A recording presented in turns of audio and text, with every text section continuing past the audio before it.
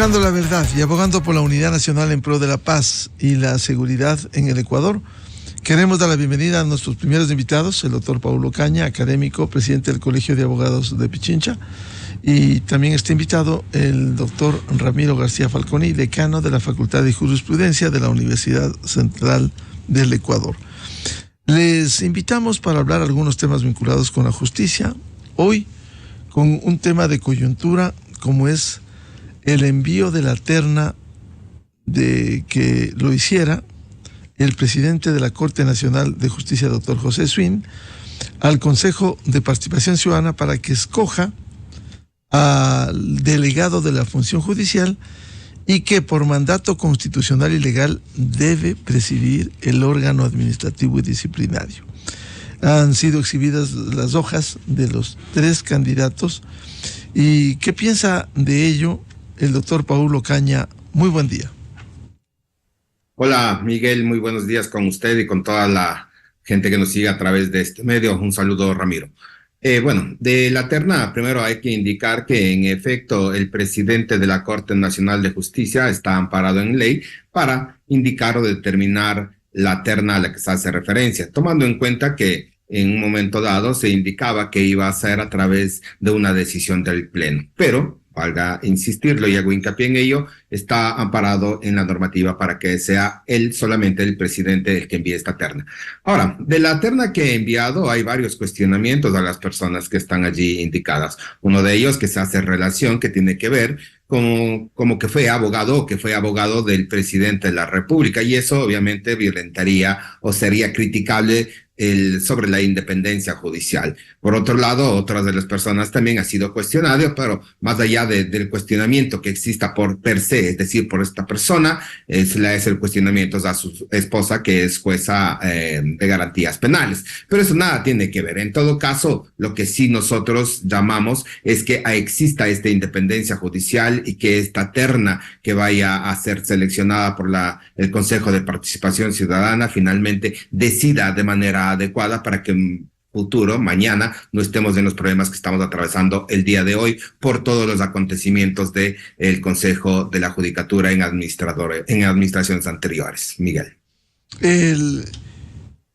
Uno de los hechos que se ha reivindicado es no solo la probidad notoria, sino la no vinculación a sectores políticos. De alguna manera, esto cuestiona lo que la justicia siempre ha tenido, la injerencia político y hasta partidista, y que se ha demostrado la incidencia que tiene esto en el manejo de un órgano administrativo y disciplinario. ¿Cómo evitar que esa injerencia entre de nuevo? Porque se evidenció con quienes hoy están presos, tenían su agenda propia. Bueno, ¿cómo limitar, Miguel? Obviamente está en que no se proponga como postulantes o como perfiles dentro de la terna a gente que esté relacionada con algún movimiento político, con algún partido político, o con un político como en este caso es el presidente Noboa. Lamentablemente uno de ellos fue abogado de él e incluso se indica que fue director de su partido. Entonces, obviamente eso empaña y hace que la crítica sea constructiva, siempre tomando en cuenta que se requiere una independencia judicial. No olvidemos que la justicia en nuestro país se ha visto lamentablemente empañada por estas injerencias políticas que de una u otra manera siempre toman decisiones al final, y eso obviamente es criticable y cuestionable para la sociedad ecuatoriana. La terna está integrada por los doctores Telmo Molina, Dunia Martínez y Hugo Landívar. Esa es la terna enviada por el presidente de la Corte.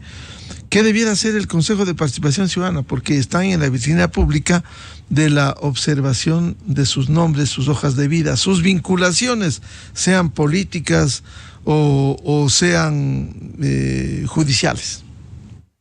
Primero, es importante indicar que a mi criterio el Consejo de Participación Ciudadana hizo lo correcto al pedir que la Corte Nacional de Justicia envíe la terna para poder decidir al vocal que va a representar en el Consejo de la Judicatura. Pero ahora que ya está con esta terna enviada por la Corte Nacional, obviamente tendrá que hacer su análisis sobre las vinculaciones que podrían tener y con ello dar su calificación y designar a quien no tenga una relación política. Porque, insisto, la independencia judicial es algo que estamos peleando desde los gremios, desde el sistema judicial, para que no exista este cuestionamiento referido hacia la independencia judicial. Toda vez que si es que tenemos a personas que están relacionadas con algún personaje político, de una otra manera va a empañar y no va a dejar el desenvolvimiento correcto del sistema judicial. Doctor Ocaña, ¿cómo evitar que se repitan episodios como el pasado reciente, cuando al menos 4 de los vocales, Vilman Terán, Javier Muñoz, los 2 en la cárcel, y Maribel Barreno y Juan José Morillo, que están procesados penalmente por presunta obstrucción a la justicia? ¿Cómo evitar que se repitan estos hechos? Mire, Miguel, de una u otra manera, quien envía la terna debería hacer un análisis prolijo sobre a quién está enviando, a quién está proponiendo, y de hecho verificar si es que cumple con los requisitos que está determinado en la norma. Además, si cumple con los requisitos de estos, como los que hemos criticado a su momento, que no tengan una afiliación política. Pero de allí, de pensar a futuro si una persona que se le está proponiendo dentro de la postulación pueda o no pueda cometer actos de corrupción, eso no podría ser previsible. De hecho, cuando se hizo la selección y se envió la terna en la anterior administración del Consejo de la Judicatura, había sido una decisión tomada en el pleno donde pensaban que el mejor perfil era el del señor doctor Terán, pero lamentablemente vimos que una vez en el poder, una vez sentado en la presidencia del Consejo de la Judicatura, dio un giro enorme y un cambio a lo que se esperaba realmente para el sistema judicial. Doctor Paulo Ocaña, ¿usted conoce quizás las ejecutorias, la trayectoria profesional de los 3 candidatos, el doctor Telmo Molina Cáceres, doctora Dunia Martínez Molina y el doctor Hugo Landívar Orellana? ¿Son conocidos en el ámbito de la abogacía judiciales? Sí, el doctor Telmo Molina tiene una trascendencia en el sistema judicial, pasado por la fiscalía, después como juez, y ha sido uno de los que ha promovido de una u otra manera la publicidad dentro de los procesos. Y de hecho, él es uno de los que indica o pasa los números de procesos para que la gente pueda conocer cómo se lleva un proceso y también hacer una veeduría, una observación sobre cómo se practica el proceso. Y eso es algo que ha sido plausible y de hecho, hoy por hoy ya está dentro de nuestra normativa la publicidad para los procesos, y es algo que de una u otra manera él ha sido uno de los que ha liderado. También debo indicar que ha dado a conocer sus resoluciones, de su motivación para de una u otra manera arribar a las resoluciones que ha tenido en los procesos. Eso es lo que se conoce del doctor Telmo Molina. Actualmente está como juez de garantías penales en Carcelén, y eso es lo que le puedo decir de él. De las otras 2 personas no conozco, más allá de lo que se ha leído en redes sociales sobre el doctor Landívar, que como ya indiqué ha sido parte del equipo jurídico del presidente de la República e incluso director del partido político. De la señorita no conozco nada. Es decir, de cualquier manera, para cualquier designación, el Consejo de Participación Ciudadana y Control Social tendrá que evaluar los aspectos positivos, no solo la hoja de vida, sino su trayectoria en el país, sea en el ámbito de la abogacía, sea en la justicia, o sea también si han caminado por el andarivel político.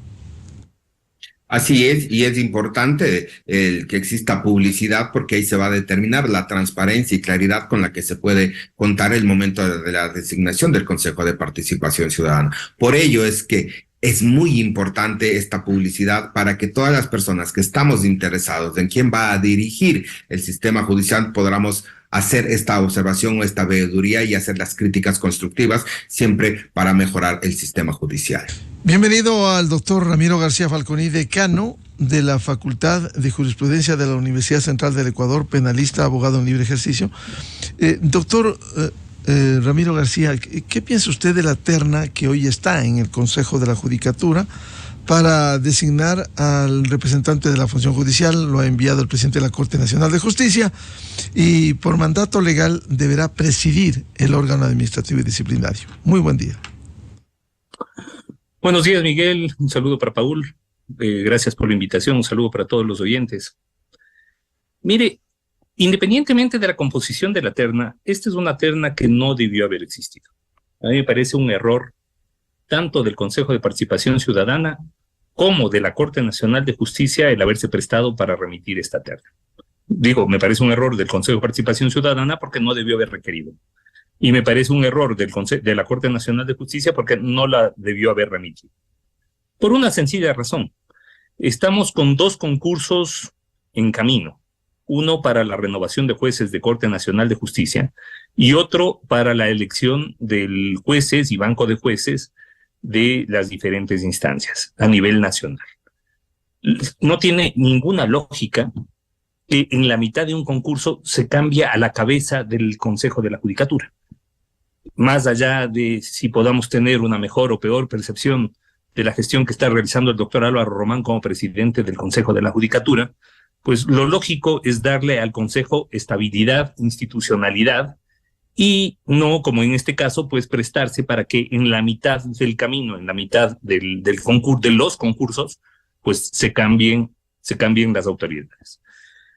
Esto por una parte. Por otro lado, concuerdo plenamente con Paul que ya existiendo una terna, bueno, en este punto, pues el Consejo de Participación Ciudadana deberá escoger, deberá hacerlo a través de una comisión de selección con reglas claras, pero sobre todo con una veeduría muy exhaustiva a nivel de ciudadanía, que nos permita pues conocer las características de cada uno de estos integrantes, ¿no? Por lo pronto, ya existe cuestionamientos por lo menos a 2 de los 3 miembros de la terna. Habría que ver cómo se sustentan esos cuestionamientos y bueno, a la final tenemos que entender que se está eligiendo al presidente del Consejo de la Judicatura para 6 meses. Porque sea quien sea el que sea elegido, en el mes de enero tiene que cesar en sus funciones. Y en el mes de septiembre, agosto, por ahí, el Consejo de Participación Ciudadana tendrá que convocar a nuevo concurso, es decir, tendrá que convocar nuevamente a las fuentes, que en este caso son Fiscalía, Defensoría Pública, Asamblea, Ejecutivo y Corte Nacional de Justicia, para que remitan las 5 ternas de las cuales se elegirán los 5 vocales que van a estar en funciones para el próximo periodo. Así que lo que vamos a elegir, y por eso también por eso tampoco tiene mucho sentido el que se haya remitido una terna, porque no solamente que vamos a elegir un presidente para 6 meses, sino que en 2 meses, 3 máximo, se tendrá que ya empezar el concurso para los definitivos, para los que vengan en el próximo periodo. Así que esto me parece que es una lectura inadecuada de la sentencia de la Corte Constitucional. Me parece que hay la intención de una u otra forma de algunas fuerzas por fuera del Consejo de la Judicatura de afectar el proceso de concurso, sobre todo renovación de jueces de Corte Nacional que se está llevando a cabo. Porque, a ver, y en esto que la ciudadanía lo tenga clara, uno de los objetivos, de los 2 grandes objetivos, o 3 grandes objetivos del narcotráfico, ha sido controlar la justicia a través de la Fiscalía General del Estado, que no lo ha podido hacer con la doctora Diana Salazar, pero que ahora que vamos a tener un concurso para la designación de fiscal, vamos a ver cómo se va a mover el narcotráfico, porque no se van a quedar con los brazos cruzados. 2, controlar sobre todo la sala penal de la Corte Nacional de Justicia y de esa manera tener la llave de las dobles instancias, de las dobles conformes de la casación y de la revisión, con lo cual, independientemente de cuál haya sido el tribunal o corte a nivel nacional que haya dictado una sentencia en contra de uno de sus miembros, a nivel de Corte Nacional se podrán echar abajo esas sentencias. Y 3, el Consejo de la Judicatura, que ya lo lograron durante 9-10 meses con Wilman Terán a la cabeza. Entonces, ojo, que la criminalidad organizada no se queda quieta.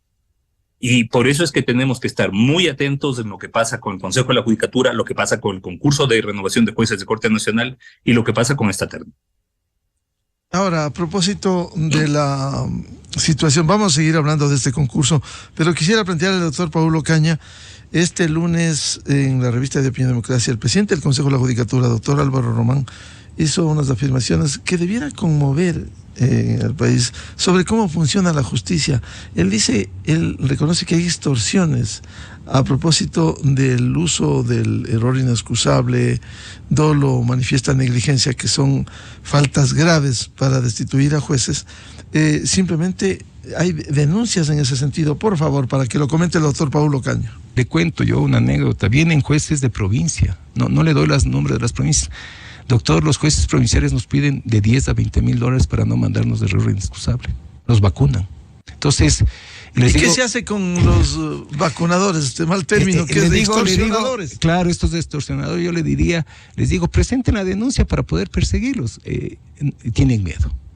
Tienen miedo. Entonces, claro, yo ante esa situación le digo, conociéndole de adentro, ya viendo las cosas que pasan, realmente uno tiene que tomarlo con pinzas de estas cuestiones de error inexcusable, porque creo que a veces pueden rayar en cosas injustas, ¿no? Y a veces son, por ejemplo, en el caso de Pastaza sabíamos que era gestiones de uno de los vocales del Consejo con este tribunal para que ataque esa sala. Claro, por ejemplo, en el caso nosotros cuando hemos visto los errores inexcusables que manda la Corte Constitucional en casos de Fito, del caso de Junior Roldán, el caso de Curipayo, por ejemplo, ahí no podemos tener ni compasión en el sentido de que tiene que ser destitución, porque es la gravedad con la que fueron parte de una organización criminal. En otros casos él dijo, se puede modular una sanción del error, habiendo error inexcusable, modular. ¿Qué piensa de esto, doctor Paul Ocaña? De una u otra manera la denuncia que acabamos de escuchar, pero no todas son ciertas o no todas tienen el contexto real. Lo que acaba de decir es cierto. Hay algunos casos que por nada del mundo podrían no decretarse error inexcusable, como el caso que nos hemos escuchado. Y que incluso están siendo hoy procesados en el caso Metástasis y Purga. Pero también existen posiblemente los otros casos donde sí existe esta vacuna, pero para ello deben hacer las denuncias para que Fiscalía pueda hacer su trabajo, su gestión y con ello determinar si en efecto existe el delito y sean procesados, sancionados. Pero el Consejo de la Judicatura también considero yo que debería regular y debería estar detrás de estas denuncias a las que se hace mención con el fin de determinar si en efecto es así, porque no podríamos nosotros dejar pasar que el sistema judicial cada vez se empañe más. Claro, ¿cómo entender que la justicia ecuatoriana funcione en este sentido? Presionando a los jueces inferiores so pena de llevarles a un error inexcusable, doctor Ocaña. Sí, así es. Lamentablemente la justicia se ha movido así y de hecho nosotros conocemos hoy por hoy que así es la forma de actuar de muchos jueces o de muchas autoridades. De hecho, con lo que se ha revelado en los chats a través de los procesos, sobre todo de Metástasis que está siguiendo la doctora Salazar, hemos conocido cómo se mueve la justicia, cómo se tiene sentencias a la carta y obviamente no es que solo es cuestionable, sino que se debe sancionar. Pero también hay que indicar, existe casos en los cuales sí puede ser real. Y de hecho, también el gobierno debería dar la protección a algunos jueces que de una u otra manera son extorsionados para llegar a resoluciones. Y obviamente que es cuestionable, pero también es falta del gobierno que no ha dado la protección a jueces, a fiscales que de una otra manera incluso han sido asesinadas y que es de conocimiento público. Doctor Ocaña, pero ¿se puede modular un dictamen, una sanción con un dictamen de error inexcusable? Yo considero que no podría ser modulable, toda vez que si existe una resolución a las que hayan arribado un juez o un tribunal de jueces respecto de una resolución donde a toda claridad existe falta de motivación o que van contra norma, no sería modulable, sino que existe o debe existir la sanción, Miguel. Claro. Doctor Ramiro García, ¿qué piensa de esto? Esta denuncia de que habría chantajes de jueces superiores a jueces inferiores en la justicia ecuatoriana. No, me parece terrible viniendo del propio presidente del Consejo de la Judicatura. Y la pregunta es, ¿qué está haciendo entonces el Consejo de la Judicatura? Porque estamos hablando de vacunadores, de jueces vacunadores de otros jueces. Una cosa horrorosa. Ahora, yo creo que modulable no es la palabra adecuada, pero sí la declaratoria de error inexcusable, si bien tiene altísima referencialidad para el Consejo de la Judicatura, no le vincula necesariamente a la posibilidad de destituir. El efecto del error inexcusable es la destitución, pero puede haber error en la declaratoria del error inexcusable. Entonces, puede ser que la Corte Provincial, a la hora de evaluar la actuación de los jueces inferiores o del juez inferior, pues haga una inadecuada interpretación y aplicación de la figura del error inexcusable. Y es por eso que quien toma es decir, no puede funcionar en automático de que se declara el error inexcusable y el Consejo de la Judicatura está obligado a destituir. No, así no funciona. Entonces, a mí me parece que sí es posible que el Consejo de la Judicatura decida acoger o, como ha señalado el doctor Román, modular la sanción, porque puede ser que sí, en efecto, hubo una actuación inadecuada del juez, pero que no de la magnitud como para que pueda derivar en una destitución. Ahora, ¿qué era lo que pasaba en la época de Wilman Terán, por ejemplo? En la época de Wilman Terán, la Corte Constitucional declaraba error inexcusable con una profusa cantidad de argumentos y con la demostración jurídica del error inexcusable y simplemente no le hacían caso. O sea, es más, directores provinciales del Consejo de la Judicatura decidían no aplicar lo que la Corte Constitucional había declarado. Eso es del otro extremo, ¿no? Es decir, tenemos que ir hacia una aplicación racional del error inexcusable, porque de lo contrario, si es que se actúa en automático, se da este problema de que los jueces superiores vacunen a los inferiores, porque saben perfectamente que basta con que pongan error inexcusable para que sean destituidos. Y obviamente, como los jueces no quieren perder su cargo, pues van a ceder a este chantaje, a esta extorsión, y bueno, con esto pues prostituimos todo el sistema, porque resulta que el juez que tiene que ceder a esta extorsión tendrá luego que buscar los recursos para poder pagar al juez superior y para no ser destituido. Y esto va a generar otros casos de corrupción, es decir, es una cadena de corrupción. Por eso yo creo que sí es necesario tener un Consejo de la Judicatura con una composición adecuada. Es necesario tener un Consejo de la Judicatura con juristas que no solamente hayan tenido una trayectoria intachable, ya sea en la carrera judicial o en el ejercicio profesional o en la docencia universitaria, sino que, sobre todo, tengan pues una idea bastante clara de cómo funciona la administración de justicia. Es decir, no se puede llegar a la administración de justicia a improvisar. Eso no se puede hacer. Claro, de lo que usted cita, recordamos de esta época ciaga del doctor Wilman Terán, cuando hubo jueces como Curipayo, que está preso ahora, y que simplemente había tenido 35 procesos disciplinarios que nunca fueron resueltos. 35, bueno, eso es parte de lo que vivió el país en la justicia en el pasado reciente. Ahora, usted, doctor Ramiro García, de su amplia experiencia, ¿conoce a los que han sido propuestos por el presidente de la Corte Nacional de Justicia que integran la terna para ir a presidir el Consejo de la Judicatura por pocos meses? El doctor Telmo Molina Cáceres, la doctora Dunia Martínez Molina y el doctor Hugo Landívar Orellana. Al tercero no lo conozco, sé que tiene una relación política muy cercana con el partido de gobierno, eso me he enterado por los medios de comunicación y por redes sociales. Al primero tampoco lo conozco, sé que es un juez, no tengo mayor referencia de él, sé que es casado con la jueza Karen Matamoros, que sentenció en condena a Julio César Trujillo, a Isabel Robalino y a los demás miembros de la Comisión Anticorrupción para favorecer a Carlos Poli.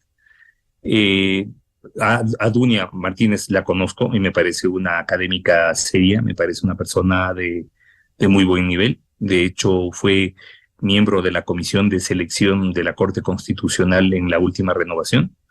Así que, pues, eso es lo que le podría decir de esa terna, ¿no? Sin duda, y por mucho, pues me parece la segunda la mejor. Doctor Ramiro García, ¿y qué piensa usted de la reforma que aprobara la Asamblea Nacional con 92 votos, reforma al Código Orgánico de la Función Judicial, en donde precisamente se incluye que pudieran pedir licencia los vocales del Consejo de la Judicatura, que sean procesados o que vayan a la cárcel? Bueno, esto es una tontería sin nombre, me parece que es una muestra de desconexión con la realidad, muy complicada, porque ¿a quién se le ocurre en estos momentos solicitar eso? Creo que es totalmente inadecuado, pero bueno, esto fue negado por el Ejecutivo, me parece que con buen criterio. Creo que fue una tontería de parte de la Asamblea el proponer esto como proyecto de ley y bueno, a la final creo que pues es parte de lo que, es un poco parte de lo que vivimos, ¿no? De este proceso de desinstitucionalización. Y es por esto que un grupo de juristas por la democracia, JURDEM, del cual hago parte, ha expresado su preocupación por la integración de la terna enviada por la Corte Nacional de Justicia para la presidencia del Consejo de la Judicatura. En particular por la inclusión de un candidato, el que decía, el número 3, que parece que tiene una relación política muy cercana al partido de gobierno, lo que nos hace prever que existe un nuevo intento de metida de mano en la justicia que sería injustificable. Uno de los valores de la justicia que sin duda tenemos que tratar de preservar es el de la independencia judicial. ¿Cuándo, a propósito de lo que usted dice, cuándo en el país se evita la metida de mano en la justicia? Mire, yo creo que cuando exista un acuerdo político serio de parte de los diferentes partidos y movimientos, pero el problema es que es como que estamos frente a una banda de políticos que lo único que sueñan es, cual piratas, asaltar al abordaje a la administración de justicia. Y esto ha sido así desde siempre, es decir, al menos desde que yo recuerdo, desde el retorno a la democracia. Usted recordará esas palabras tan sentidas del entonces presidente Jaime Roldós de Aguilera cuando inauguraba el edificio de la Corte Provincial del Guayas, y dice: hoy inauguramos el edificio de la Corte Provincial del Guayas, a ver cuándo inauguramos la justicia. Un par de años después, el Partido Social Cristiano, a través del presidente Febres Cordero, pues ponía tanquetas afuera de la Corte Suprema de Justicia para evitar que jueces elegidos por el Congreso Nacional de entonces puedan posesionarse.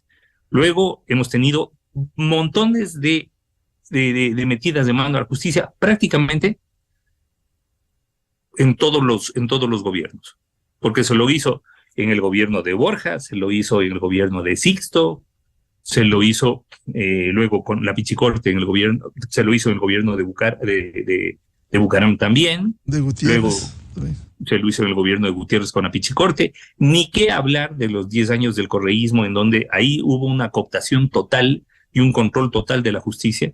Las cortes, tanto la Corte Constitucional como la Corte Nacional de Justicia, se convirtieron en departamentos de gestión procesal de la Presidencia de la República.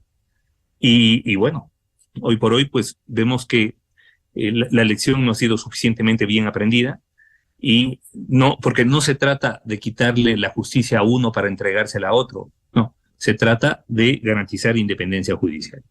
La destitución de Fausto Murillo, por ejemplo, como vocal del Consejo de la Judicatura, fue una buena muestra de intromisión en la justicia y cómo la política puede ponerse de acuerdo para sacar a un funcionario que le sea políticamente molesto. Entonces, yo creo que, claro, ojo, miren lo que pasa con el juicio político a la fiscal general. Es otro claro intento de metida de mano en la justicia a una fiscal general que evidentemente es molesta, tanto para el narcotráfico y la criminalidad organizada, como para sus operadores políticos que han sido condenados por corrupción. Todo para beneficiarse de impunidad, como anhelan algunos sectores políticos, tomarse el órgano administrativo disciplinario para eso. Pero, a ver, no solamente algunos sectores políticos, algunos sectores delictivos. ¿Qué tienen en común Rafael Correa, Fito, Los Lobos, Colompico, todos estos? Que sueñan con una justicia a la que puedan controlar y en la que puedan garantizar impunidad. Y ojo que eso lo tuvieron casi 9, 10 meses apenas del año pasado. Vivimos una pesadilla judicial entre marzo y noviembre del año pasado, en donde los jueces a nivel nacional emitían las decisiones más locas, más absurdas, y todo amparado por un Consejo de la Judicatura en el que dos vocales garantizaban esa impunidad por parte de los jueces. Todo esto que ocurre, doctor Ramiro García, ¿pudiera empañar el proceso para la designación de jueces y con jueces nacionales que está en camino y que ahora entra en juego, como usted bien decía, se envía la terna y ahora es una cuña más dentro de este proceso? Sí, sin duda, lo que se juega no es la estabilidad de un funcionario u otro. Acá no se trata de defender a un funcionario o al presidente encargado. No, lo que se está jugando es la estabilidad del concurso. Lo que se está jugando es la indemnidad del concurso. El que se hagan las cosas bien y que eso nos permita tener una Corte Nacional de Justicia medianamente buena, al menos, ¿no? Y yo creo que sí es posible realizar procesos de selección exitosos. Si tomamos, por ejemplo, como el caso de la Corte Constitucional, que tuvo un buen proceso de selección inicial y que ha tenido un buen proceso de renovación también. Así que creo yo que ese es un proceso exitoso que tiene que tomarse como ejemplo. Ahora, en la Corte Nacional vemos que existe todavía muchos actores políticos dentro de la propia Corte Nacional de Justicia, que todavía tienen influencia en la Corte Nacional de Justicia y que todavía pueden incidir en las decisiones plenarias tomadas por este órgano. Así que, y solamente así se explica que se haya decidido remitir al Consejo de Participación Ciudadana una nueva terna en las condiciones que expliqué en la primera parte de mi intervención, es decir, faltando 6 meses para terminar el periodo y faltando 2 o 3 meses para que se inicie un nuevo proceso de selección de vocales del Consejo de la Judicatura. Pero claro, pudiera argumentarse, envío esa terna porque me presionó el Consejo de Participación Ciudadana y se lavan las manos. Bueno, pero a ver, el Consejo de Participación Ciudadana no tiene ninguna forma de coaccionar a la Corte Nacional de Justicia. La Corte hubiera podido decir, ¿sabe qué? Voy a tomar un tiempo para analizar el tema. Punto.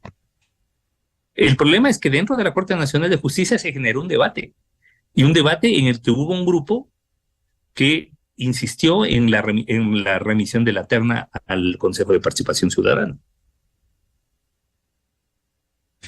A propósito de lo que usted nos recordaba, es bueno hacer historia.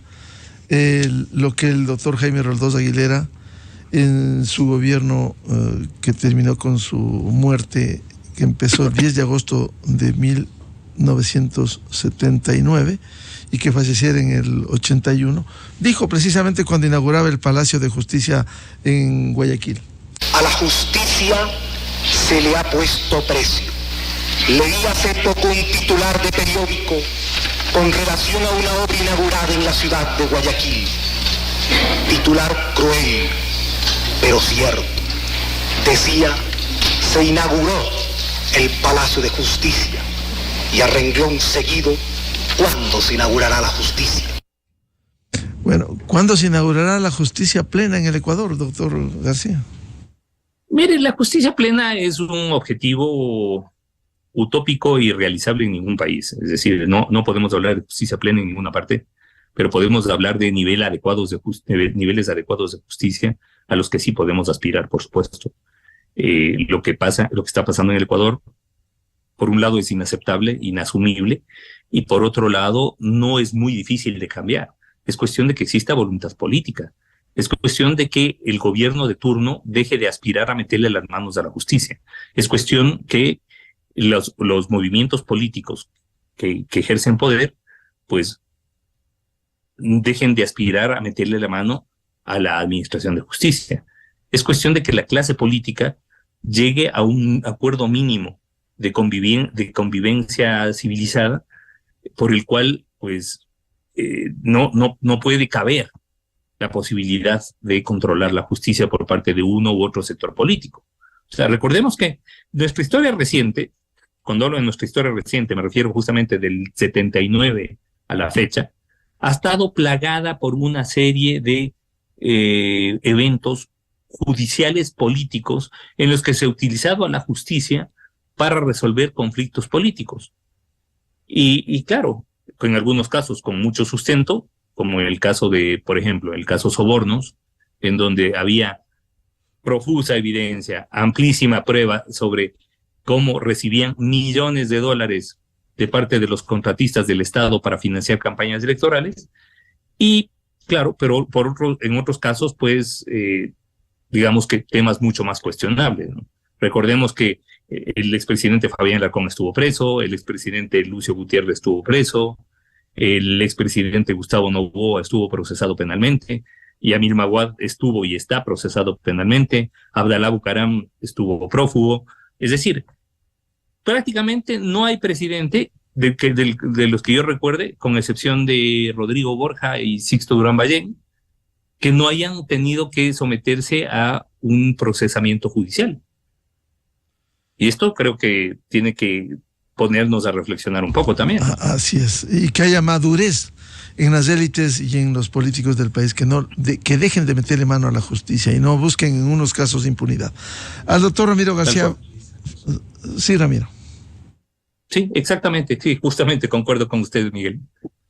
Bien, muchas gracias por participar en este debate al doctor Paulo Ocaña, presidente del Colegio de Abogados de Pichincha, y al doctor Ramiro García Falconi, jurista, penalista y decano de la Facultad de Jurisprudencia de la Universidad Central del Ecuador. Muchas gracias, muy amables. Gracias. Enseguida, en la revista de Opinión Democracia. 7:17 en el territorio continental ecuatoriano. Vamos a una pausa publicitaria y ya volvemos. Un panel para evaluar la gestión del gobierno, 6 meses, y también el proceso electoral que está en ciernes en el Ecuador para los comicios legislativos y presidenciales de febrero del 2025. Invitados, el doctor Ramiro Rivera, analista político, la doctora Yanina Mondino, consultora en gestión política, y el sociólogo Simón Ordóñez. Desde 1984 con Gonzalo Rosero. La revista de Opinión Democracia. Siempre líderes, siempre confiables. Enseguida regresa Miguel Rivadeneira a la búsqueda de la verdad. Manténgase bien informado. A continuación, el microinformativo de esta hora. Operativos estratégicos reforzaron la seguridad durante el feriado del 24 de mayo en el país. En Jaramijó, Manabí, la Policía Nacional aprehendió a 4 presuntos